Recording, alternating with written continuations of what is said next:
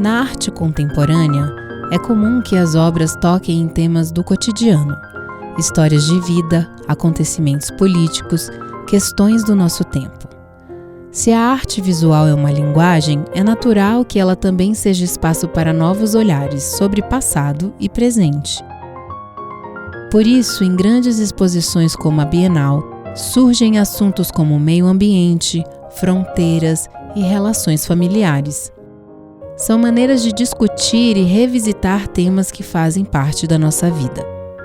Hoje eu vou te apresentar mais um desses cruzamentos, começando pela história de uma pessoa que é muito conhecida por nos ajudar a pensar questões do nosso tempo, a jornalista Milly Lacombe.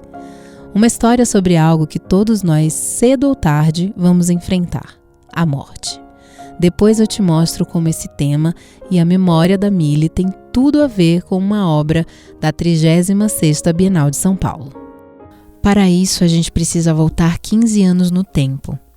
É 2011, dia de festa. Roberta, que era ex-namorada de Milly e uma de suas melhores amigas, ia completar 40 anos. Ela nunca foi de grandes celebrações, mas dessa vez decidiu fazer diferente.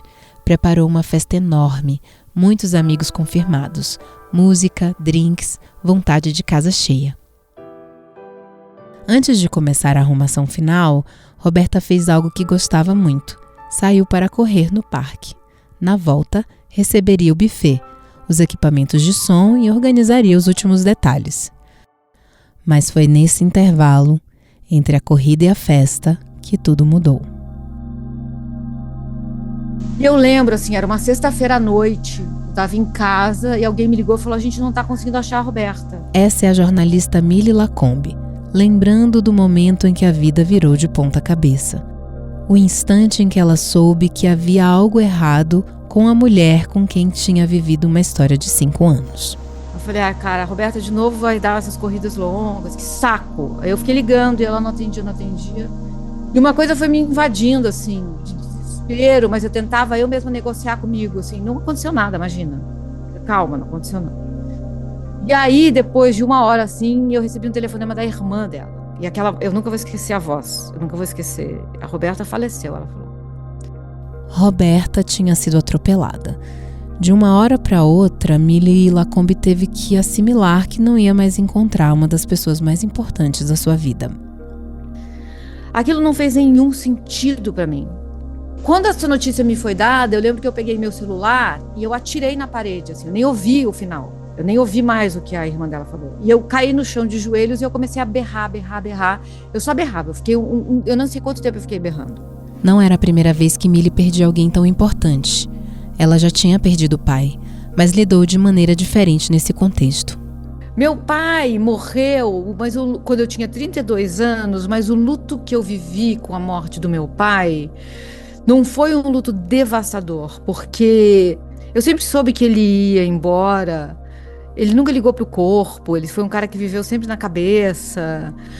Vem uma tristeza colossal, devastadora, a gente chora, e a gente se põe de pé e a saudade que fica e a gente segue a vida honrando aquela história, aquela relação. Com Roberta foi diferente, o luto veio inteiro, sem aviso, sem preparo. E aí eu entrei num buraco, um buraco. Eu parei eu saía na rua, olhava as pessoas andando e eu falava: como que essas pessoas estão andando e rindo? Elas não sabem que a Roberta morreu?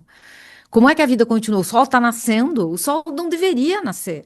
E toda vez que a minha mulher ria no telefone com alguém, eu queria quebrar a casa inteira.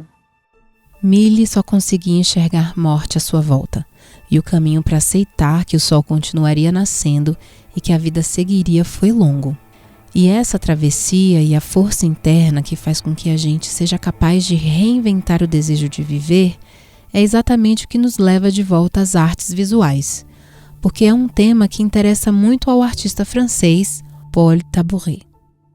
Ele apresentou na Bienal a obra Someone's Child, ou numa tradução livre, Criança de Alguém. Chegando na instalação, boa parte do chão foi coberta por uma areia preta. No centro, um relevo, como se fossem 2 pequenas montanhas emergindo desse terreno escuro. Nas extremidades da sala, bases também pretas, e sobre elas estátuas de homens tocando cornetas. Some of them are coming out of the walls and others are standing on poles. It's made out of rusted iron and some trumpets are going out of their belly. O artista conta que a obra foi feita com uma terra escura, tão escura que parece que foi queimada, como os restos de um incêndio mesmo, e que debaixo dessa terra tinha uma escultura que lembrava um animal, mas com uma forma indecifrável, um cenário de morte, mas com uma pista de vida. Bem-vindas e bem-vindos ao 4º episódio da 2ª temporada do podcast Em Obras, da Fundação Bienal de São Paulo, em parceria com o UOL. Eu sou a cantora Xênia França e hoje eu vou abordar com vocês a força da relação entre morte e vida, finitude e esperança. Episódio 4, Depois do Fim. Esse é o tema dos trabalhos de Paul Tabouret, porque é assim que ele enxerga o cotidiano. Uma imagem que descreve bem esse olhar que ele tem para o mundo é aquela florzinha que nasce no meio do azulejo rachado de uma casa abandonada, sabe? Aquele broto de vida que surge onde parecia que tudo já estava morto. E aquele bicho de forma estranha que ele colocou na obra da Bienal também tem esse simbolismo. Olhando, ele parece ter 2 montanhas onduladas. Não dá para saber muito bem do que se trata, mas para o Paul, ele é a representação de um animal grávido, ou seja... In this space where death and life are coexisting. Vida e morte coexistem nesse espaço. E tem outro elemento interessante dessa instalação que você pode experienciar daí, que é a trilha sonora.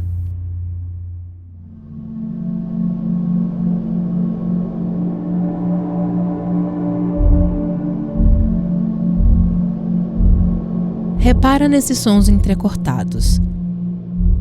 Paul estava querendo recriar o que um bebê ouve quando está dentro da barriga da mãe. Essa profusão de conversas e ruídos é mais ou menos como ele imaginou que um bebê escuta e se comunica com o mundo dentro do útero materno. Na instalação da Bienal, como eu disse, tem seres que lembram homens tocando trombetas, apoiados em suportes que saem da parede ou estão apoiados no chão. Isso tem a ver com uma experiência que Paul passou no Brasil. Quando chegava do aeroporto e se deslocava pela cidade, ficava impressionado com os urubus empoleirados em estruturas de metal. Foi aí que teve a ideia de colocar esses homens presos a um anteparo. I wasn't speaking also Portuguese there.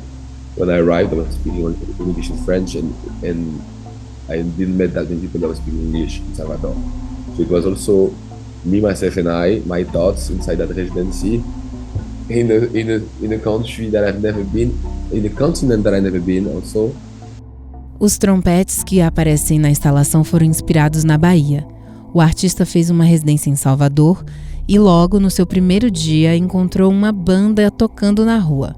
Ele não falava uma palavra de português, não tinha achado ninguém que falasse inglês para conversar, então o som dos instrumentos é que grudou na memória. As visitas ao Brasil foram marcantes na trajetória do artista e aparecem em diversos trabalhos em outras exposições. Um exemplo é um pôr do sol que Paul assistiu no Porto da Barra, uma das praias mais amadas da capital baiana. And the sky had like some color that I never saw. That's the thing. Like it was so romantic. There was something very not romantic in a love way, romantic in a very strong and history of art way. As cores do céu, dramáticas, o marcaram e estão presentes na obra Home Sweet Joe, em que um homem negro aparece com a boca cheia de objetos dourados. O fundo do cenário tem as cores do céu de Salvador. Outra inspiração brasileira que aparece na obra da Bienal é o Pantanal mato-grossense. Mas o que chamou a atenção de Paul não foram os bichos exóticos que atraem a maioria dos turistas. Then the dry season come and all those creatures dies. And the urubu, for example, and all the animals that actually also dead corpses come. Paul acha interessante como nas épocas de seca os animais morrem e suas carcaças servem de alimento para outros seres, criando assim um ciclo de vida permanente. É um jeito diferente de admirar as relações, mas muito real. Vida e morte não são opostos, são parte de um mesmo ciclo. Milly Lacombe passou por um processo de compreensão parecido depois que Roberta morreu.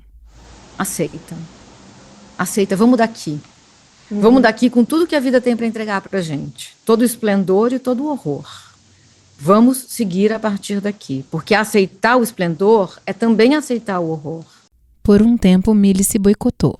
Eu parei de existir, eu não me importaria de morrer, sabe? Eu comecei a fazer coisas assim, atravessar a rua sem olhar. O que vai acontecer? Eu vou morrer? E aí, ela morreu? Então, se eu morrer, eu vou encontrar com ela de novo? O que foi trazendo aos poucos de volta a vontade dela de viver foi a presença acolhedora de quem estava no entorno. Amigos que vinham visitar, um professor de yoga que aparecia sem avisar. E o começo desse processo veio do comentário de uma amiga que cuidava de seus cachorros. E a Naira chegou um dia e falou assim, Milly, ficar bem quando tudo está bem é a coisa mais fácil do mundo. O grande desafio é ficar bem quando as coisas não estão boas. E aquilo bateu em mim, sabe? Aos poucos, Milly foi repensando a vida e também achando uma outra maneira de viver o amor que sentia por Roberta. E eu pensei, bom, então talvez eu esteja amando errado, assim, porque eu não sei onde ela está, mas tenho que parar de fazer essa pergunta. É só continuar amando.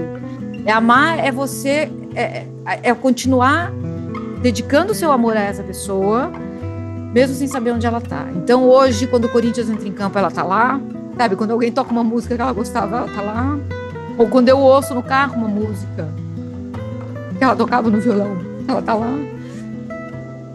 E se um dia eu encontrar com ela, encontrei. E com esse olhar mais apaziguado para as dores da vida, Milly conseguiu conciliar a vida e a morte de um jeito parecido com o que o artista Tabouré faz em suas obras. Quando eu aceitei, o esplendor ficou mais bonito. E o horror ficou menos feio. A morte está dentro da vida. A gente planta sementes, a gente planta pessoas, a gente planta. E a gente vai, é uma corrida de bastão. Você não termina alguma coisa, você continua. Tem outro ponto curioso em que Milly e Paul pensam de forma parecida. Depois de refletirem profundamente sobre o significado da vida e o lugar da morte nela, chegaram a uma conclusão semelhante sobre qual o verdadeiro horror da nossa atualidade. E não é o fim das coisas, que afinal de contas é parte inseparável da existência na Terra. Mas aí tem um outro horror, que é o horror da injustiça social. Esse não deveria existir. Não deveríamos ver isso. Isso não é aceitável. Então, lutar contra isso é a nossa obrigação. A capacidade da espécie humana de destruir é algo que deixa Milly Lacombe indignada. E esse assunto é exatamente a pauta dos novos trabalhos de Paul Tabouré. Ele chama de pesquisa sobre presas e predadores. So this whole behavior was interesting me. Also how human can hunt human as well. Em especial, como homens podem caçar outros homens. Because like if you want to chase a human being, you have to dehumanize him and to change his shape and to make him as an animal, and it's something that you find in my work as well. E com sua pesquisa, entendeu que o primeiro passo para a normalização da caça humana é justamente desumanizar aquela pessoa e deixá-la parecida com um animal. Paul e Milly trabalham para que a gente possa ver a vida e morte de um jeito, devastação e injustiça de outro.